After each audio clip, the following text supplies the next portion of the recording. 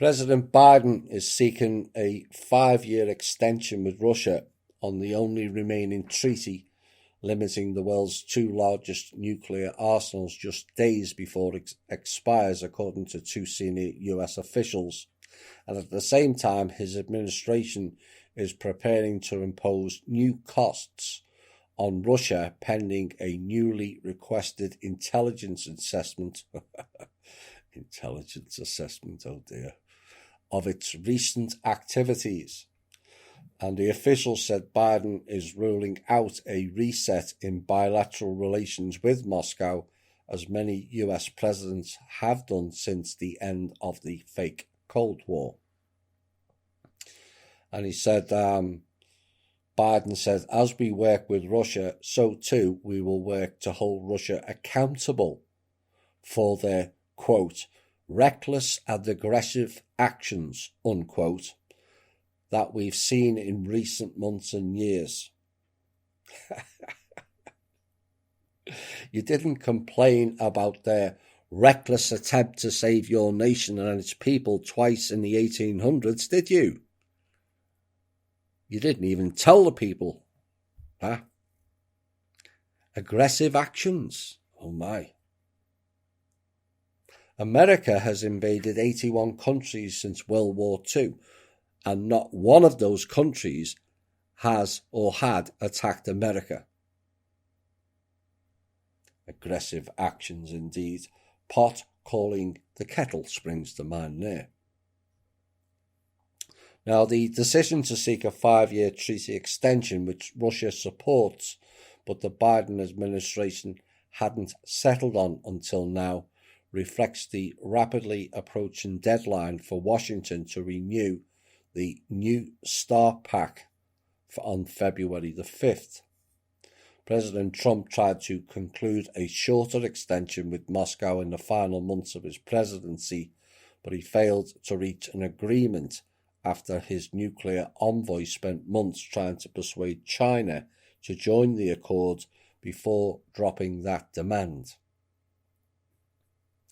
But letting the treaty expire, it is said, would allow Moscow and Washington to deploy an unlimited number of nuclear-armed submarines, bombers and missiles in what many experts fear could spark a nuclear arms race and further exacerbate US-Russia relations. The reality is they deploy unlimited anyway.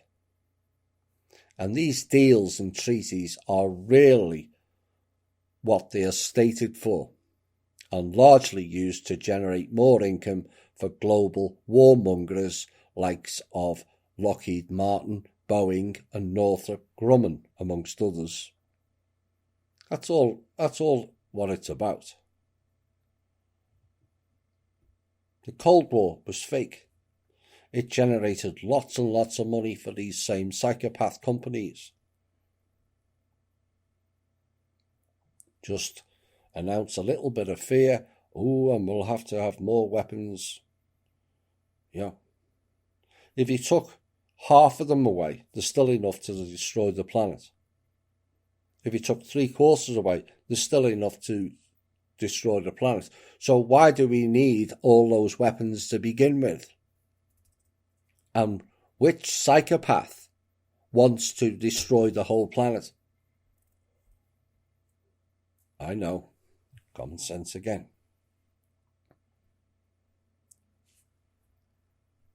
But here is why, and it's a main detail why this country is warmongering and set up as the global scapegoat for military incursions.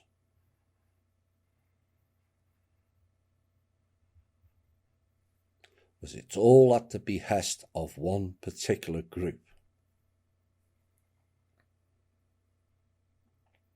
Here is the latest appointees of Biden. Secretary of the Treasury, Janet Yellen. Secretary of State is Antony Blinken. Deputy Secretary of State is Wendy Sherman. Attorney General is Merrick Garland. Secretary of Homeland Security is Alejandro Mayorkas. Secretary of State for Political Affairs is Victoria Nuland. Director of National Intelligence is Avril Haines. Office of Science and Technology Policy is Eric Lander. White House Chief of Staff is Ron Klain, and the Director of the CIA is David S. Cohen. 10 important positions to date, all of them filled by an Israeli or Jewish incumbent.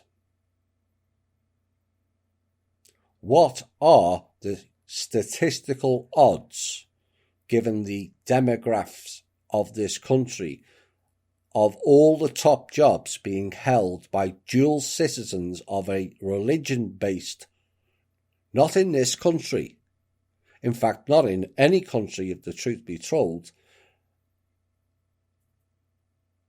except the ones that these people overtake by means of stealth, coercion, and having control of the money supply. Yet again, from Russia with Love confirmed. 10 major positions, and they're all dual citizens, whose allegiance is not to America and never was. And here's an example of how they treat Americans. Right in your face. At least 1,000 National Guard members brought in to secure the Capitol ahead of President Biden's inauguration are taking rest breaks outside and in nearby parking garages, photos showed, and Guard members were forced to vacate congressional grounds on Thursday after spending 2 weeks protecting the city following a deadly riot at the Capitol on January the 6th.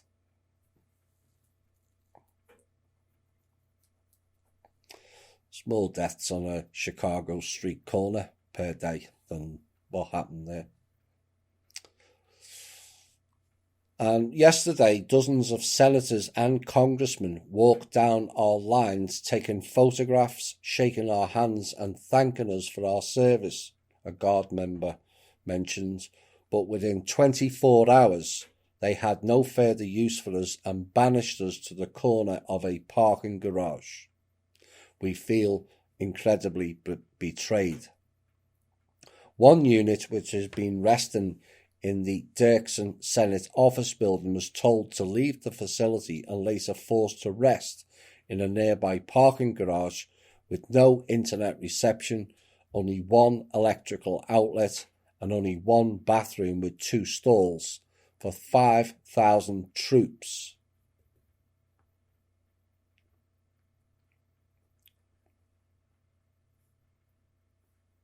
And the Guard member said there really may be an important reason for us to vacate, and it just hasn't been well communicated yet. Now, Guard spokesman Major Matt Murphy said while the US Capitol Police were asked to move their rest area, the troops are ready to provide additional security if needed. As Congress is in session and increased foot traffic and business is being conducted, Capitol Police asked the troops to move to their rest area, Murphy said, and they were temporarily relocated to the Thurgood Marshall Judicial Center garage with heat and restroom facilities. No, there wasn't. There was only one. We remain an agile and flexible force to provide for the safety and security of the Capitol and its surrounding areas.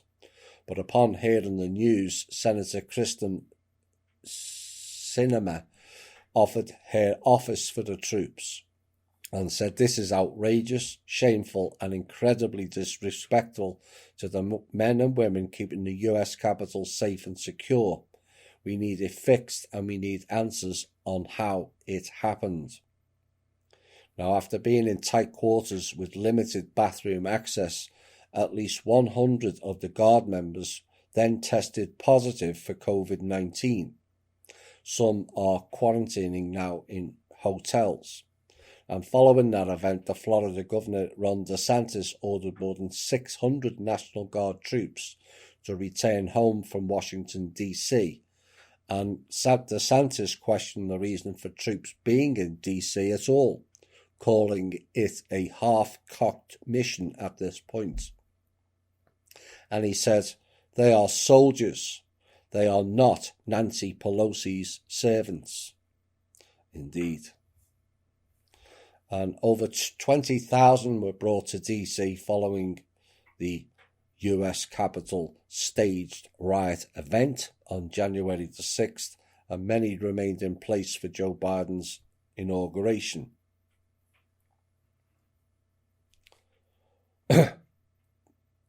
Where is the media outrage on this? Where are the fact checkers now? Where is the BBC reporting and blaming the new president for this action? Oh, I forgot. Your puppet man is now in, and so everything is back to normal of zero reporting on anything, because the agenda against one man is now rendered mute. But this is no different to the treatment they give to the main military people, asked to go in harm's way for the benefit of clowns only, poisoned, drugged and used as psychological guinea pig test kits, and then discarded and left to rot on our streets.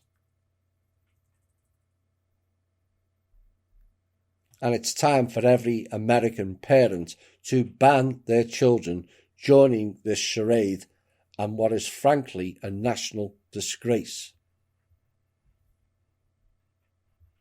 5,000 with one bathroom.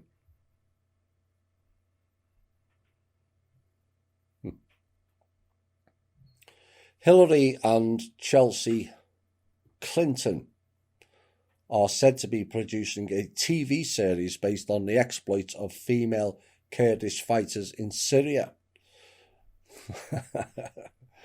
Really? Well, you can expect a whitewashed tale of girl boss feminism with that just may be awful enough to finally unite the Kurds and the Turks in their war. But the Clintons, through their hidden light, false light, productions company, have acquired the TV rights to author Gail Tesmac Lemon's The Daughter of Kobani, a story of rebellion, courage and justice. And the book tells the story of an all-female Kurdish militia group who are famed for fighting the Islamic State in northern Syria with American help. And The Daughters of Kobani is an extraordinary account of brave, defiant women fighting for justice and equality, according to Hillary Clinton.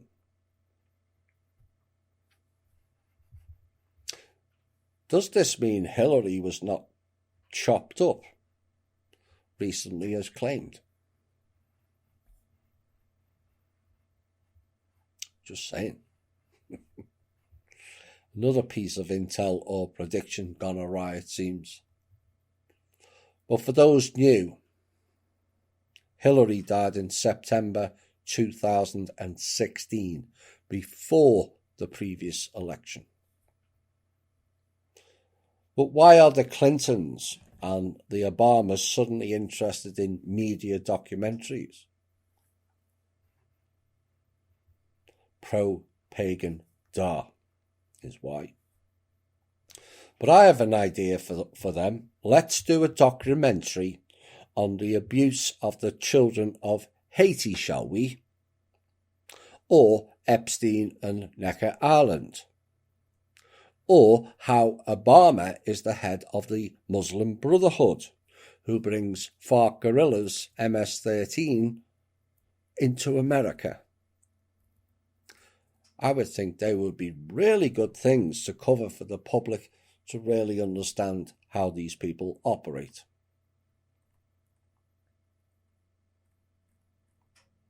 Final piece before the music break. Just 24 hours after Donald Trump formally left the White House and the presidency behind, it has become increasingly clear, according to the Portal people anyway, that his money problems are getting worse, not better.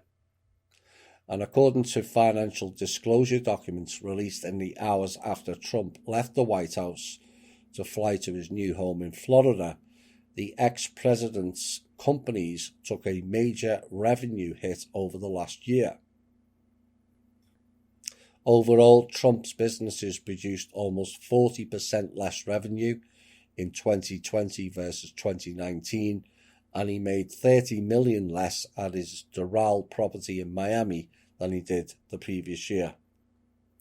Revenue at the Trump International Hotel in Washington and the former president's Turnberry property in Scotland were also down more than 60% year over year.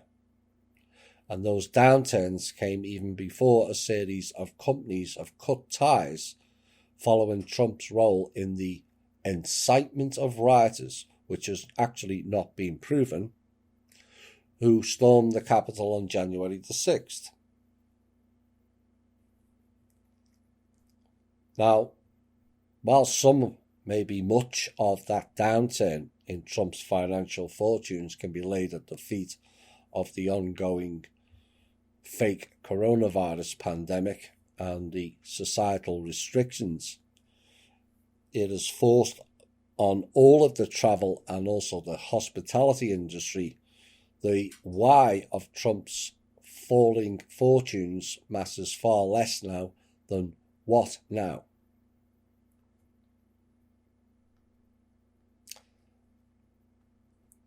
Now, you'll remember, and if not, I will remind you that Trump faces a series of financial challenges in the coming months and years, primarily tied to his personal guarantees on a series of multi-million-dollar loans.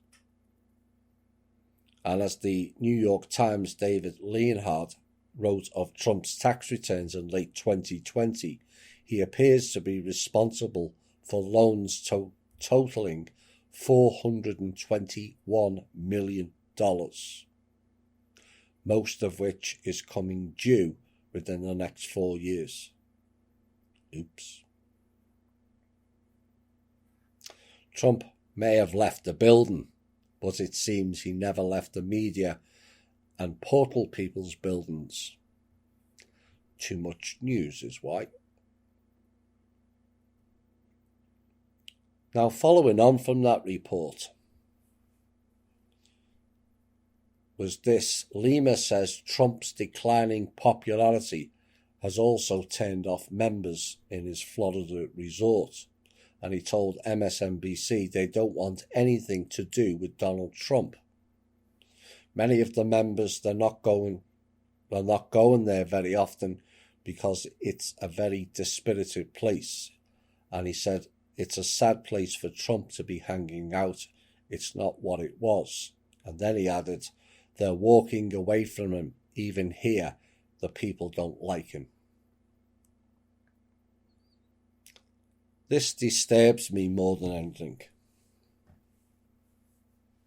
Oh, it was all so great of being on Trump's golf course or facilities whilst he was famous as the president. But now suddenly he's no longer the president. All that goes out of the window.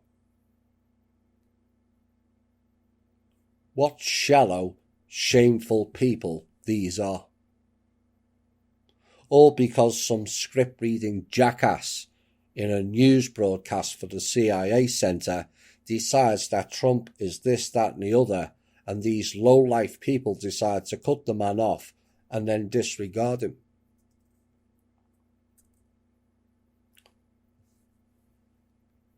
It's shameful. And we see it in all walks of life, not just in political circles either. We've seen enough of it in our own group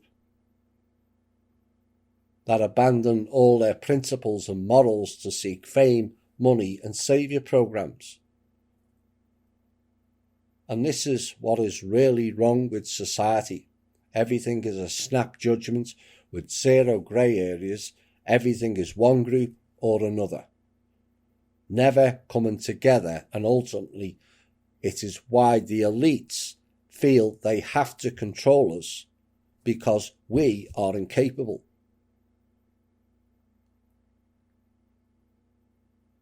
Don't believe me? Are you forgetting what has happened since last May within our own group?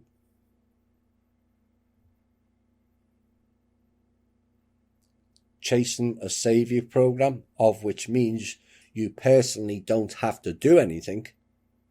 Again, a common problem of we the people. But back to Trump. This is what is wrong with this country. It's all about image.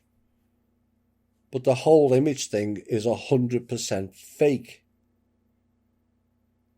And when will Americans see through this illusionary fame program?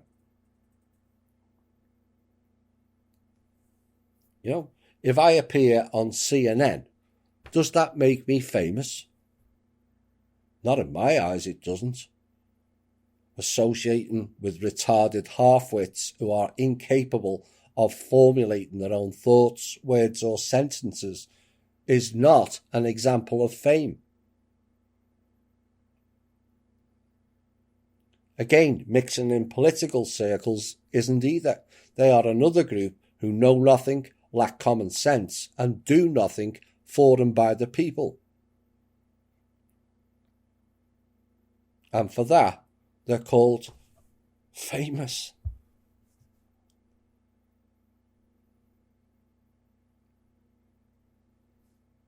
And the question remains is fame a vehicle for a person to become a puppet for the system? If yes, how is that being famous?